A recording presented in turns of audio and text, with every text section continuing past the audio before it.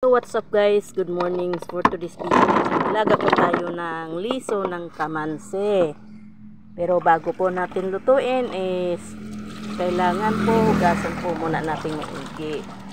Yan, hugasan po muna po yung paglalagyan ng buto ng kamansi.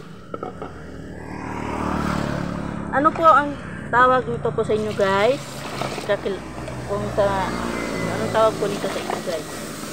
Sa amin po tawag dito ng buto ng kamansi. Gasan po muna natin yung ito guys.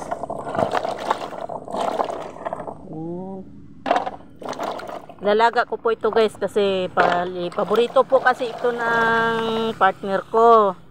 Kaya ilaga ko po ito para mamaya pag uwi niya galing sa work niya is may pang merienda po siya. Pa-partner niya po ito mamaya sa kape, mamayang hapon pa po siya uuwi.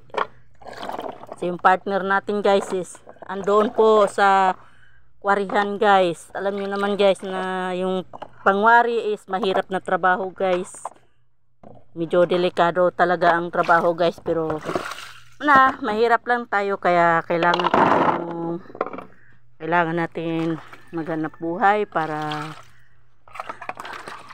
sa ating pang araw-araw na pangangailangan guys. So, hugasan ulit natin guys para sigurado na malinis. Yan.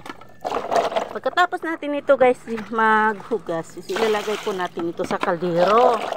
Tapos lagyan ng kunting tubig at kunting asin.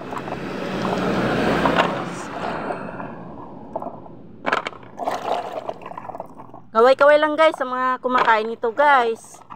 Buto lang po ito ng kamansi pero hindi nyo po alam na katumbas po ng kanin po ito. Nakakabusog din po ito. Ayan. Sa hindi po nakakilala nito, ito po ay buto ng kamansi. Yan. Guys, pasok tayo sa loob guys. Ilagay po natin siya dito po guys sa kaldero. Yan guys. Tapos, lagyan po natin siya na guys ng asin. Yan. Yan yung asin ta guys. Pinagsama lang yung bitchin guys. Yan yung asin guys. Kunti lang guys.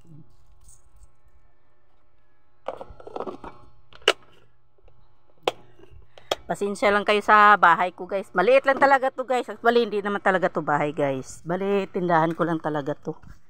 Nakakapagod lang po kasi umuwi sa bukid kapag gabi. Tapos pagdating doon magluluto pa ako. So naisipan namin dito na lang po muna kami matutulog. Yan. So ngayon guys kukuha naman tayo ng water. Para lagyan natin siya ng water. Yan guys. Yan. Tubig namin guys. Yung tubig namin guys is galing sa tubod.